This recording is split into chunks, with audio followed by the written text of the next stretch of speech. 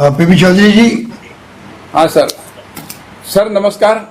नमस्कार सर बहुत बहुत धन्यवाद आपका। सर मैं जो बातें पहले होगी उसको मैं रिपीट नहीं कर रहा हूँ। मैं बिल्कुल संक्षिप्त में दो तीन बातें बताना चाहूँगा। एक तो अभी विदेश की बात की कि भाई विदेशों में फंसे हुए, तो गवर्नमेंट ऑफ इंडिया ने 110 फ्लाइटें 6 तारीख से लगा करके 13 मार्च के बीच में करीब 14,800 हमारे विद्यार्थी वगैरह को उनको लाने की व्यवस्था की है। ये फर्स्ट फेज है। सेकंड फेज जो है वो 15 तारीख से वापस शुरू होगा, उसमें और भी आ जाएगा। मेरे पास में भी, मैं विदेश मंत्रालय की स्टैंडिंग कमेटी का चेयरमैन होने की वजह से भी मुझे इस सारी जानकारी है। तो आप जो भी मेरे लायक कोई काम है तो आप जरूर बताइए, नंबर 1। नंबर 2, मैं ये निवेदन करना चाहूँगा सर कि आपकी जो गाइडलाइन इशू होती है, नियम वगैरह जो भी आप राजस्थान सरकार से करते हैं, जिला प्रशासन करता है, तो वहाँ के विधायक और वहाँ के सांसद को कम से कम ये पता लग जाए कि भाई टाइम टू टाइम आपकी गाइडलाइन ये इशू हुई है। आपकी गाइडलाइन आम जनता के पास ऑनलाइन, लेकिन उनको मेल वगैरह अपलोड नहीं है चौधरी जी। अपलोड साइट पर अपलोड हो जाती है।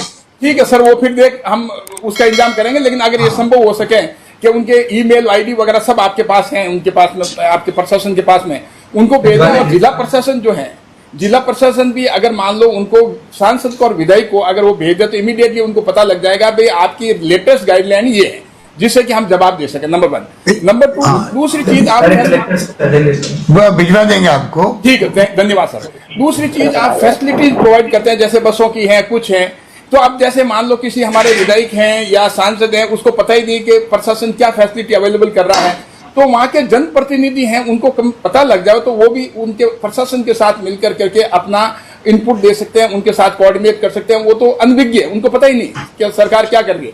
तो आप अगर अच्छा काम कर रहे हैं तो मान लो हमें पता तो लगे, तो उसमें पता लगना चाहिए कि बसेज वगैरह का जो। और एक सर मैं बता दूं आपको कि दरअसल में डिसीजन मेकिंग की एक बड़ी बात मैं सजेस्ट करना चाहूंगा आपको, आपके एडमिनिस्ट्रेटिव ऑफिसर्स के साथ बैठे हैं, क्योंकि डिसीजन मेकिंग एक तो होता है नॉर्मल वे में, जहाँ पे आप 4, 5, 6 दिन 7 दिन लगा दो, कोई बात नहीं, और लंबा समय भी लग सकता है। जहाँ इमरजेंट सिचुएशन होती है वहाँ 1 घंटा भी बहुत महत्वपूर्ण होता है।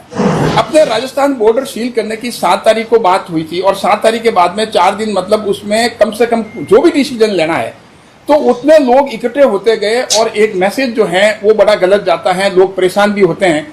तो डिसीजन मेकिंग का प्रोसेस, निर्णय का प्रोसेस जो है, जो भी निर्णय लो वो फास्ट होना चाहिए, जो आम जनता तक पहुंच जाए। सरकार ने ये निर्णय ले लिया है, तो इसलिए मैं ये निवेदन करना चाहूंगा।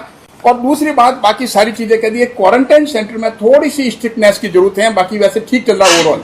और अगर आप पास वगैरह करें तो थोड़ा पास का सिस्टम जो है बड़ा सबलीकरण कर लीजिए।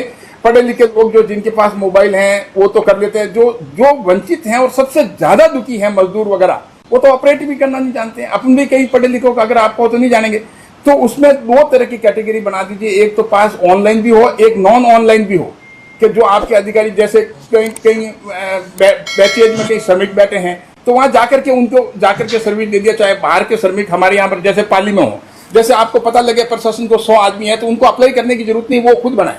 और इसी तरह से जैसे दूसरे राज्यों में थे, आप उनको सजेस्ट करें। तो ऐसे लोगों को कैटर करना हमारा काम है, जो कि इस तरह का मोबाइल ऑपरेट नहीं कर सकते, और सबसे ज्यादा परेशान वही होते हैं और वही पैदल चलते हैं। तो उस चीज को अपन को कर्टेल करना चाहिए। और मेरा एक और मैं आपसे निवेदन करना चाहूंगा कि अभी मैंने जैसे आपको बताया कि रिलैक्सेशन का ये प्रॉब्लम, सारी की सारी जो प्रॉब्लम, मजदूर अगर दुखी होगा तो वहां से पलायन करेगा, क्योंकि उसको रोजगार नहीं है।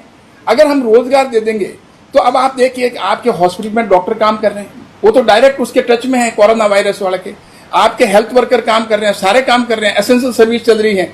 और जब वो कर सकते हैं तो हम सारे कोरोना वॉरियर्स क्यों नहीं हो सकते हैं? सारों को जब आप प्रधानमंत्री जी से भी बात करें तो आप रिलैक्स का, मेरा निवेदन है कि इसको रिलैक्स करने का करें, क्योंकि हम आपको फीडबैक दे सकते हैं। नहीं, आप चाहेंगे कि मैं डायरेक्ट उनसे बात करें, हम तो पार्टी की बात, वी आर आपकी भावना पहुंचा देंगे।